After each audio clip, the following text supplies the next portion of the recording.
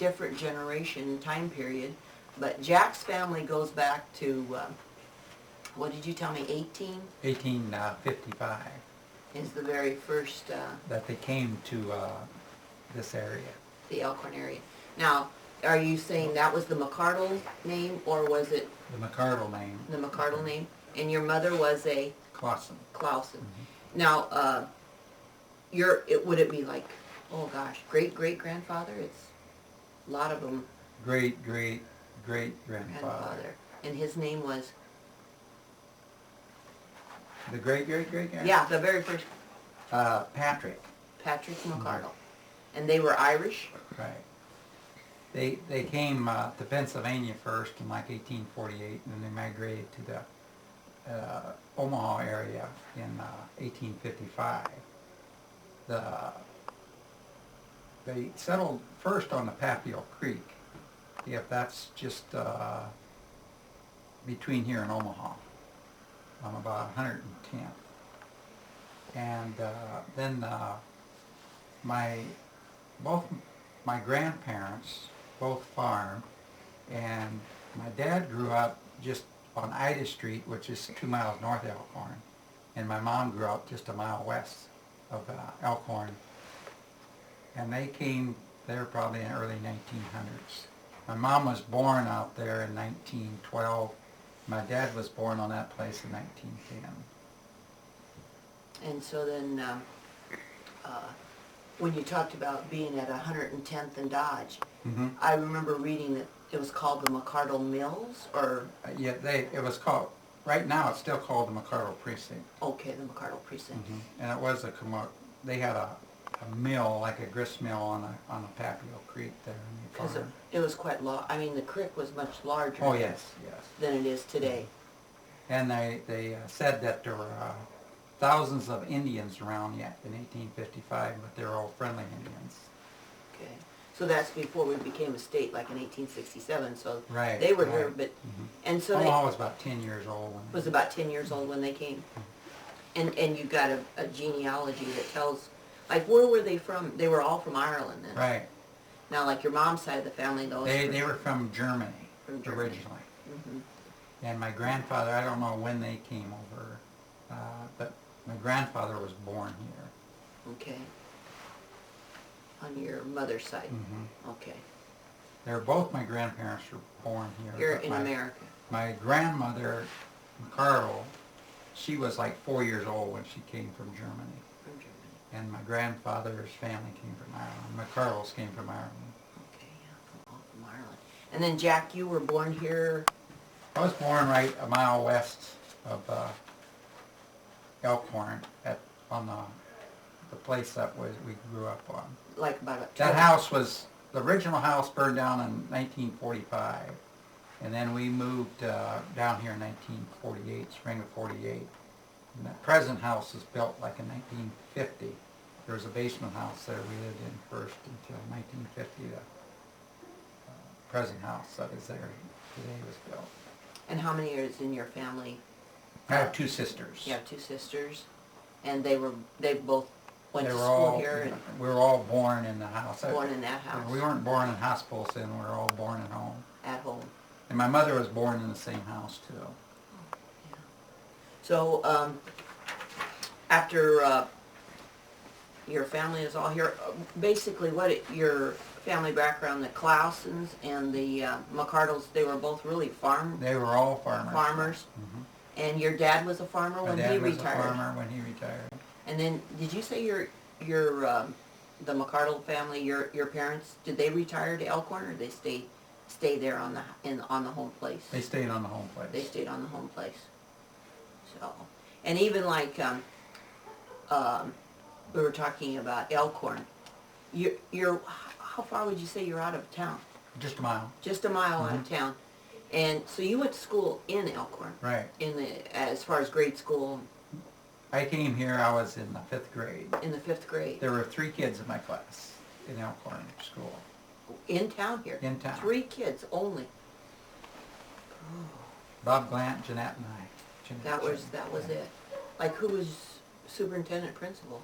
Or do you remember? I remember just our teacher, her name was Doris Cordis. Oh, yes.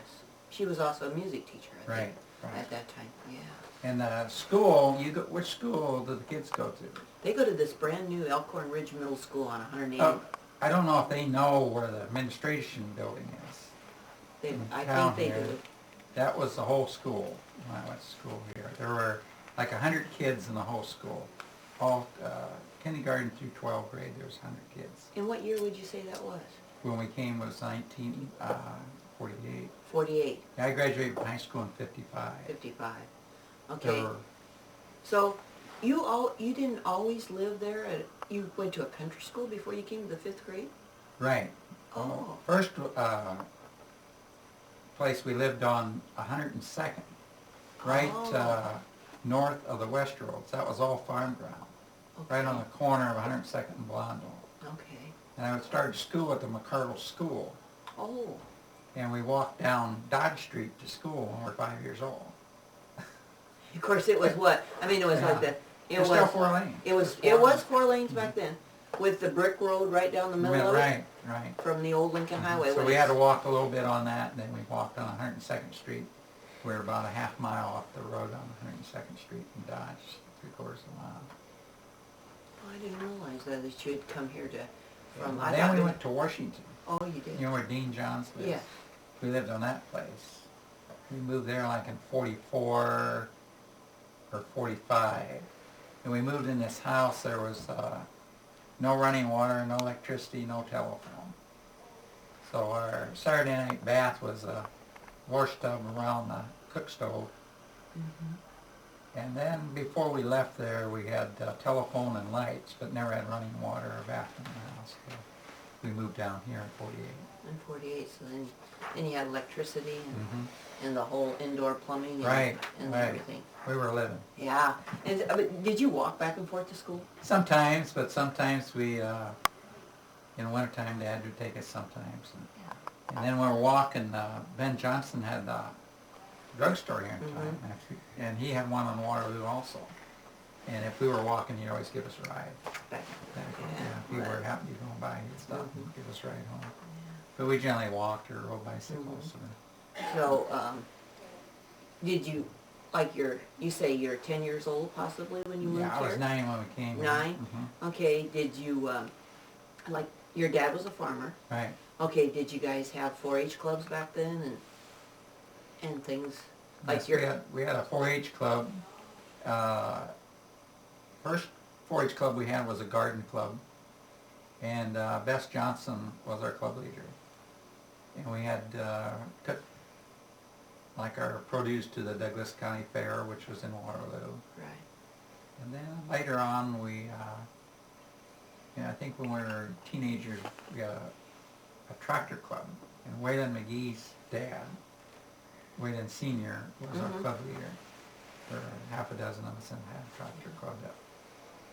What would you say your background, like, you're a farm kid, you went through high school, and what'd you do after high school then? Well, when I graduated high school, I went to work down at Frank's Conico, which is down on the corner where Freddie is. Mm-hmm. And then a year later, I went to work at Frostmaster Service. And you can see there's a picture of Frostmaster Service in there. And I worked there till 1957 of September, and then August. And then I went to work for John Deere in Omaha. And I worked there from 1957 to 1972. And then we moved to Norfolk and started a parts business, which we stayed until 2000. Mm-hmm. So you did start out with John Deere and stayed there till 72. 72. 57 to 72. Did your dad farm with John Deere equipment, or? Yes. John, when you were a kid, John Bull had the John Deere Right. dealership there in town. Mm-hmm. Like your dad, like did you helped your dad farm when you were in school? Well, I helped it. Dad didn't never farm that much, so I always had a job, from somebody else in the summertime. Mm-hmm. One year I helped this Walt Kulek on a baler, tied wires on a baler, Mm-hmm. and we detasseled corn. Mm-hmm. Worked for Robinson's that way, you know? Cornhusker and Robinson Seed Company detasseling. And then one year when I was in high school, we measured land for the ASC office. Keith Bernhagen and I were Mason land, 1 or 2 summers we Mason land during the summer. Do you remember, like we've had really some bad weather just recently with snow. Do you ever remember any terrific winters as a kid? Seemed like they all were. They were all terrible? Yeah, seemed like it. Is it? Seemed like there was snow to spring. Really? This here, we consider, after we've had some warm winters, an Yeah, exception. it seems like, you know, you had winter till spring almost. It never, I can't remember really open winters because I can remember snow piled up and digging in it and making little caves in the snowbanks and Sure. sleigh riding and out there down the hills. And Yeah. You lived next to the cemetery, Prospect Right. Hill Cemetery. Any exciting events ever happened while you've lived next to the cemetery? well, not really. Was it Not that I quiet? remember. They were all quiet. They were all quiet Yeah. there. Yeah. Caused no trouble. And you guys didn't, well, you know, you hear about vandalism and stuff like that. Yeah, there wasn't any van. And another job I had, I mowed the cemetery. Well, you did summer. mow the cemetery next door. Yeah, Bob Glant and I and Ron Fellon, I think, worked there one summer mowing when I was in high school. That's when they had all the little fences. Remember I had all the little fences around? All around? Then we always had to get it ready for Memorial Day. Memorial Day, yeah. Did you serve in the service? I was in the Guard from 1960 to 1966. Great. We went 6 months active and then... What's the biggest change you've seen since growing up? I mean, you talked about no running water, and what's the biggest thing that you think is different today than ever before? Cars are really different. Well, there are no computers or, you know, but the cars seem to be, you know, there's no power steering or air conditioning or automatic transmissions started in the early 50s, but there wasn't too many. I'd say probably, you know, The transportation. transportation probably changed the biggest. Do you ever remember the railroad much? Not really that much. Just remember the trains going through, but never. I remember there was steam engines. You know, were still running once in a while, but they were starting to pretty much went to diesel engines in the early 50s and started with the diesel. What about school? What was big impress? I mean, did you got you say 5th grade Is when I came here? when you came here? So your school years through Elkhorn, you got a good education that you feel like. Well, that's one thing with education because there was nothing much offered back then. You know, I remember I wanted to take bookkeeping as a senior and it wasn't offered. You know, I had to double up on some classes because there just wasn't anything offered. And back in those days, we were really more rural. They had the Future Farmers of America, and I know that Elkhorn drew a lot of kids because we had a really good ag program. Right. And we drew kids from Benson, some of the kids from the Omaha. There's some kids from a boys' home. Yes, Omaha Home for the Boys. Omaha Home from the Boys. Up there. I think actually there were a couple kids that came from, and Bennington. Quite a few kids came from Bennington, like the Broshes came from Bennington, Merle Hanson, and there were quite a few that would have went to Bennington if it wasn't for the FFA program. Right. So the ag program. See, I mean, Elkhorn right now is just like a bedroom community in the sense that we don't have that ag appeal anymore at all. No. But I mean, we have a really strong educational system here in Elkhorn as far as when people, I think that's what's drawn our population this way is our schools are more attractive in that sense. But they like the small town living, which we aren't anymore. No. You know. No, because, well then, you know, that even in high school we'd come downtown to the drugstore. The drugstore was right On Main Street there, on yeah. Main Street, and you'd go in there and you could get a cherry or chocolate Coke for a nickel. you know, Mhm. or a Yeah. nickel or a dime, and Right. that's where kind of the kids hung out, would walk downtown and Right. noon hours. And Melinda Kerner. yeah, the little- Melinda was in there keeping an eye on everybody, so Right. you wouldn't get Yeah. rowdy. Even though she was short Yeah, and little bitty gal. little yeah, gal, she yeah. ran the place. She- Yeah. What about family activities? Do you remember a lot of? But picnics. Yeah. I remember family picnics on, especially on Mom's side, down here at the park. The kids probably don't know where the park. The city park you're talking about, where the Right. maintenance buildings are now. Right, right. That's mainly most of your entertainment was family, all family, going to your aunts and uncles or grandparents or cousins and playing with them. There wasn't, the only time I ever remember going to movies is when once a year we'd go to Omaha before school and do shopping. And in the afternoons, my dad and I would go to a movie downtown. He had a little place, we'd have lunch, and then we'd go to see the Tom Mix and Lash LaRue's and a couple movies about once a year. Do you remember the picnics at the end of the school year? Do you ever, like, they were all at the city park? I kind of vaguely, not near as much as I remember the family. Family type things. Mm-hmm. Do you ever remember the free shows? Yes, that's one. Yeah, the free shows. Mm-hmm. The merchants would, I think it was on Thursday night, wasn't it? Mm-hmm. They'd block off the street and they'd set up cement blocks and planks and have free shows on that. And all the stores would be open, and so the parents could shop. And of course, the parents liked to see the shows too, because the only theater was in Valley then. Mm-hmm. So, what's the biggest change then for Elkhorn? Because you went away for a Right. while, and now you've returned.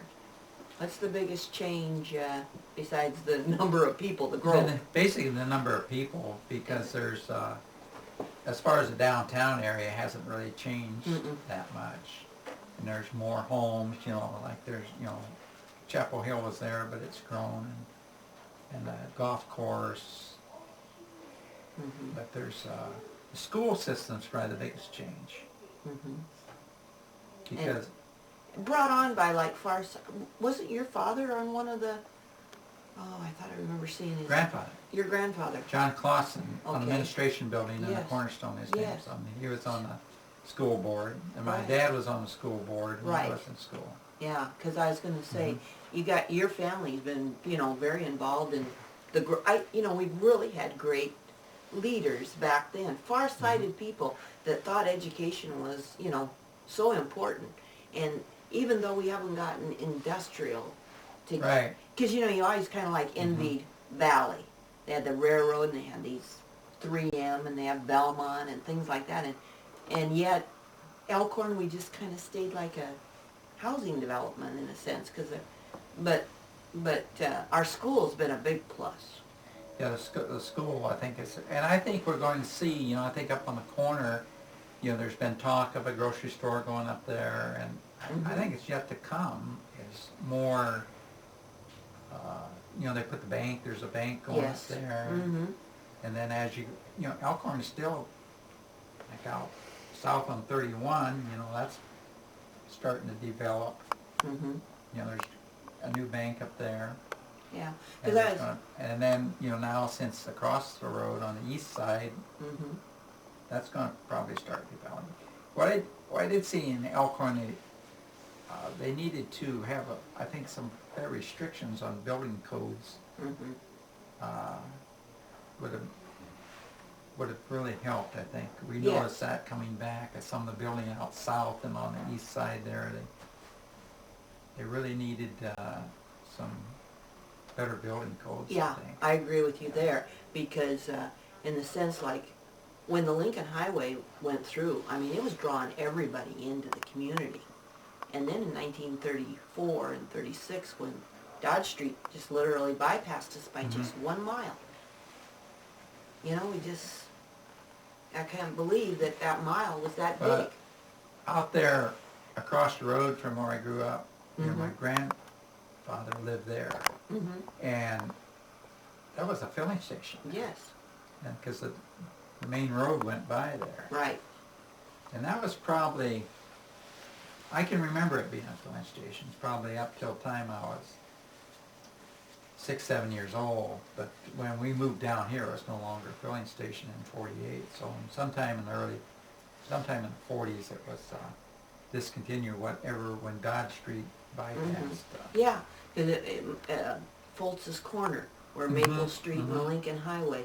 I don't remember if Foltz's Corner ever had a filling station. There was a building there, but maybe, I don't know if there was ever a... I don't remember if there was a filling station. I know they sold feed there. And They sold feed. yeah, people used to raise rabbits, and they sold rabbit food there, rabbit pellets. Okay. And now I see Heritage Nursery is on the corner there, and that's become more commercial, but yet there's still some private residences. You know, like you're talking about building codes, I noticed how, when we were talking earlier, we were talking about private homes in amongst businesses. And I think that is not, like you were saying, when it was all business, it was just all business. Right. And that's just why like there's right below the old mortuary, there's a repair shop there. Yes. You know, That shouldn't have been allowed. No. You know. But Yeah. You know, it just, it's kind of, maybe, I don't know, maybe we just became a little bit lax living so far